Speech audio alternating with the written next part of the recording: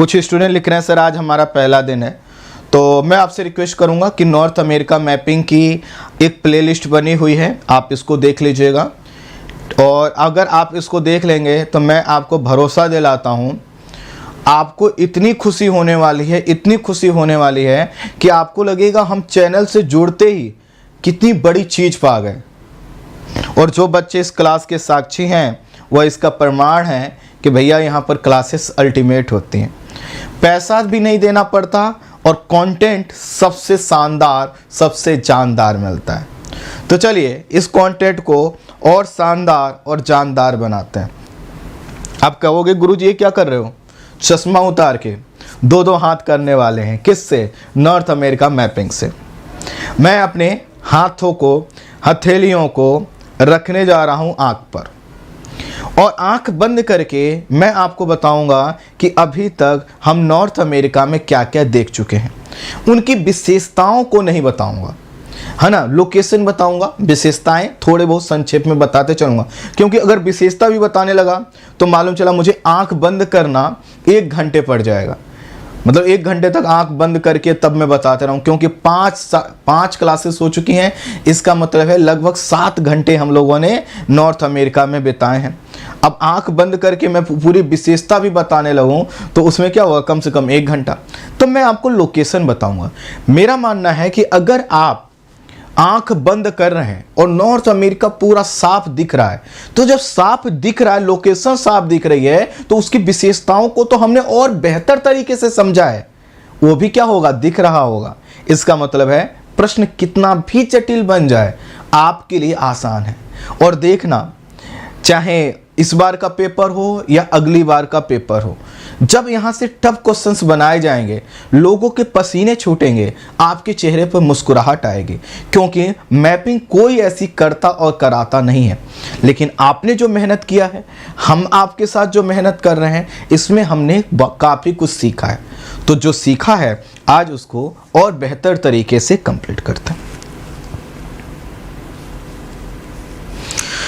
ठीक है, एक स्टूडेंट लिख रहे हैं गुरुजी आप बिना चश्मा के बहुत अच्छा लग रहे हैं। चुप रहो, अच्छे लग रहे हैं, मारेंगे ठीक हो जाओगे। पढ़ो चुपचाप, आंख बंद करो। ठीक है, क्लियर?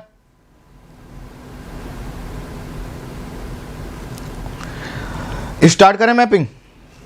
तो सब लोग एटलस खोल लीजिए। जो जो लोकेशन बताऊंगा तेजी से आप क्या करिएगा, वहां पर टिक करते चलिएगा कि हाँ सर ने कोई लोकेशन तो नहीं छोड़ दिया, है ना। और इस क्रम में क्या होगा, मैं आंख बंद करके जैसे बता रहा हूं, मैं ऐसे ही आपसे उम्मीद करूंगा आप भी इसी तरह से बता ले गए। इसका मतलब मैपिंग में आपसे आगे कोई नहीं है, कोई भी नहीं है। इवन स्टूडेंट तो छोड़ दो, यूट्यूब पर आप देखोगे बहुत से एजुकेटर, आपको लगेगा इनसे ज़्यादा अच्छी मैपिंग तो हम जानते हैं। तो हमने जिस लेवल पर आपको पहुंचा दिया है, एक बार उसको चेक करो। चलो ठीक है, आंख हम बंद करते हैं, लोकेशन बताना चालू करते हैं। चलिए शुरू। तो हम लोगों ने क्या किया था, नॉर्थ अमेरिका की मैपिंग को स्टार्ट किया था, क्योंकि हमें पूरे विश्व को देखना है, तो कहीं ना कहीं से हमें तो स्टार्ट करना ही था। तो हमने सोचा क्यों ना नॉर्थ अमेरिका से अपनी जर्नी को स्टार्ट करें। और नॉर्थ अमेरिका से अपनी जर्नी को स्टार्ट करने के क्रम में हमने कहा कि पहले हम विश्व के मैप पे नॉर्थ अमेरिका को देख लेते हैं। तो विश्व के मैप पर जब हमने नॉर्थ अमेरिका को देखा तो हमें पता चला कि नॉर्थ अमेरिका उत्तरी गोलार्ध में और पश्चिमी गोलार्ध में है। उत्तरी गोलार्ध में इसलिए है क्योंकि इस महाद्वीप का कोई भी देश दक्षिणी गोलार्ध अर्थात विषुवत रेखा से दक्षिण की ओर नहीं है। पश्चिमी गोलार्ध में क्यों है, क्योंकि इस महाद्वीप का जो अधिकांश विस्तार है वह हमें कहां देखने को मिलेगा, वह जो 0 डिग्री देशांतर रेखा है उसके पश्चिम में। तो इस तरह से यह 0 डिग्री अक्षांश रेखा के उत्तर में, 0 डिग्री देशांत रेखा के पश्चिम में है। तो इसको हम क्या बोलेंगे, यह उत्तरी गोलार्ध और पश्चिमी गोलार्ध का महाद्वीप है। जब हम वर्ड यूज करते हैं महाद्वीप, इसका मतलब है ये बड़ा सा स्थलीय भाग है, बिल्कुल है। तो इसके उत्तर में देखिए आर्कटिक सागर मिलेगा, पूरब में देखिए तो अटलांटिक महासागर, दक्षिण में देखेंगे तो कैरेबियन सागर, पश्चिम में देखेंगे तो प्रशांत महासागर। अब इन जलीय क्षेत्रों से घिरा हुआ स्थलीय भाग है।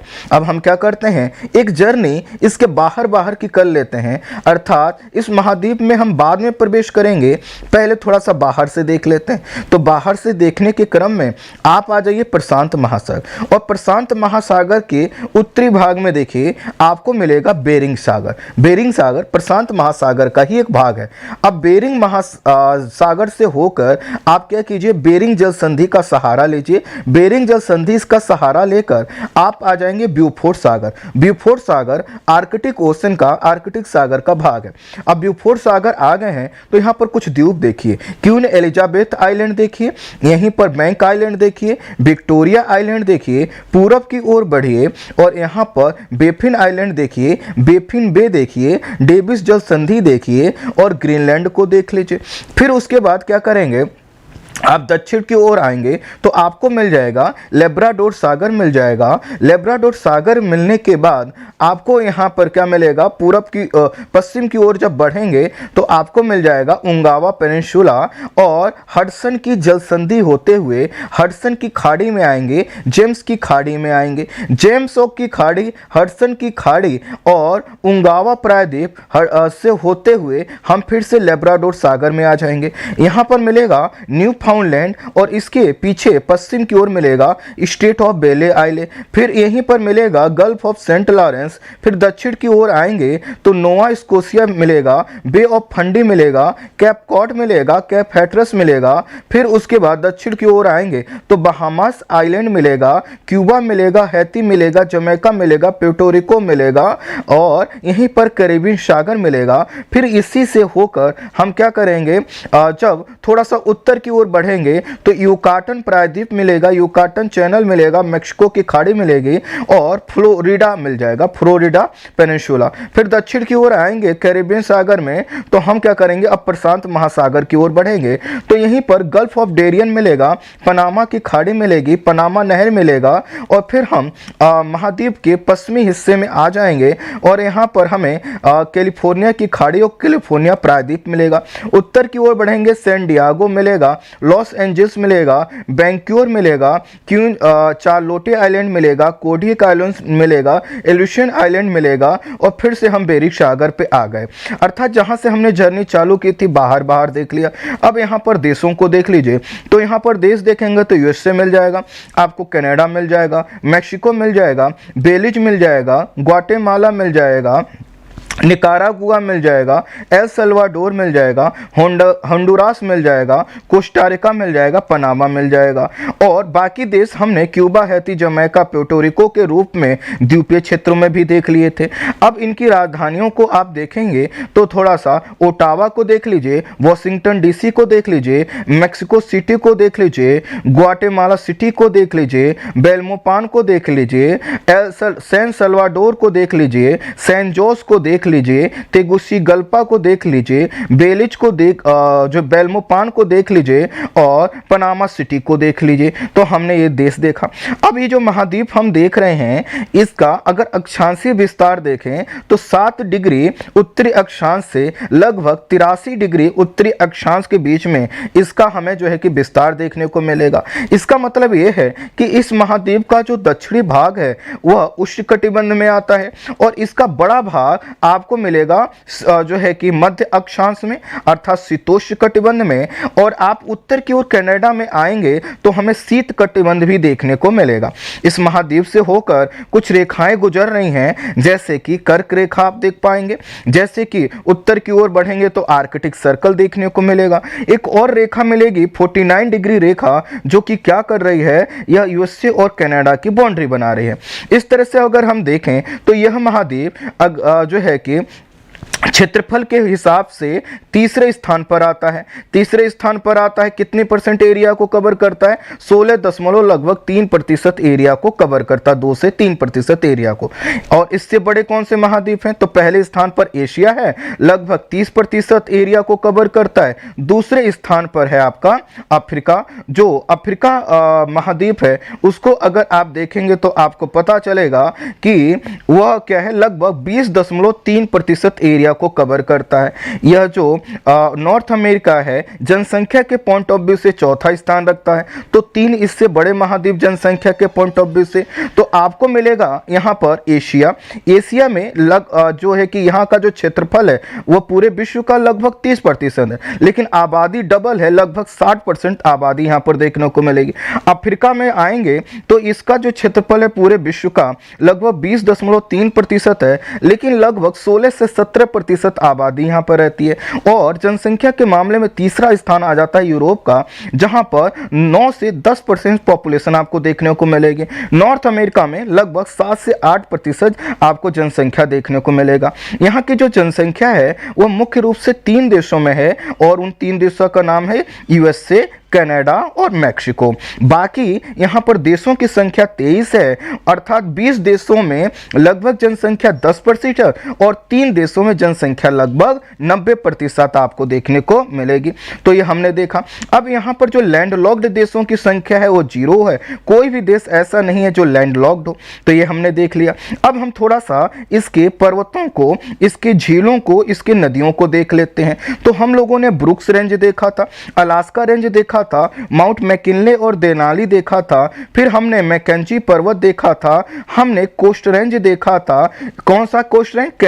कनाडा का। और यहीं पर माउंट लोगन देखा था। तो माउंट मैकिनले नॉर्थ अमेरिका की सबसे ऊंची चोटी है, तो वहीं माउंट लोगन कनाडा की सर्वोच्च चोटी और पूरे नॉर्थ अमेरिका की दूसरी सर्वोच्च चोटी आपको देखने को मिलेगी। फिर हमने रॉकी रेंज देखा था और माउंट एल्बर्ट देखा था। फिर हम यूएसए के कोस्ट रेंज की ओर आए थे, तो यहाँ पर हमने Mount Rainier, Mount Hood, Mount Shasta, Mount Whitney देखा था। यहीं पर सियरा नेवादा पर्वत देखा था, कैस्केड रेंज देखा था, कोस्ट रेंज देखा था। दक्षिण की ओर आए थे तो सियरा माद्रे ओरिएंटल ओसिडेंटल देखा था। फिर पूरब की ओर आए थे तो अपलेशियन पर्वत देखा था, और यहीं पर माउंट मिचेल भी हमने देखा था।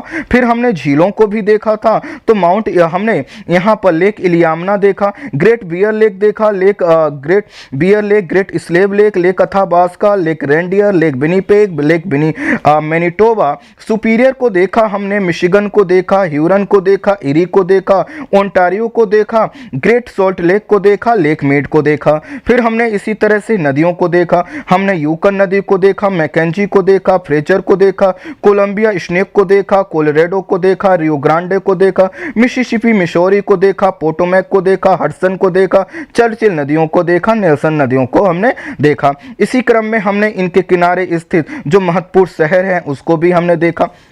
हमने यूरेनियम सिटी को देखा था, हमने विनिपेग शहर को देखा था, हमने शिकागो को देखा था, हमने गैरी और मिलवाकी को देखा था, हमने दुलूथ को देखा था, हमने यहीं पर जो है कि ओटावा को देखा था, हमने यहीं पर सडबरी को देखा था, हमने यहीं पर क्यूबेक को देखा था, हमने न्यूयॉर्क को देखा था, वॉशिंगटन डीसी को देखा था, हमने इनकी विशेषताओं को देखा था, हमने वैंकूवर देखा था, बाल्टीमोर देखा था। तो ये देख लिया। अब हम इसी तरह से आगे की जर्नी को क्या करेंगे? तय करेंगे। अर्थात अभी हमारी मैपिंग पूरी नहीं हुई है, इसमें हमें बहुत सी चीजों को भी जोड़ना बाकी रहा है। यहां तक हमने जितना करवाया था उसको संक्षेप में बताने का प्रयास किया है। उम्मीद करते हैं कि आपको ये सभी लोकेशन इसी तरह से दिख रही होगी जैसा कि मुझे आंख बंद करने पर दिख रही है।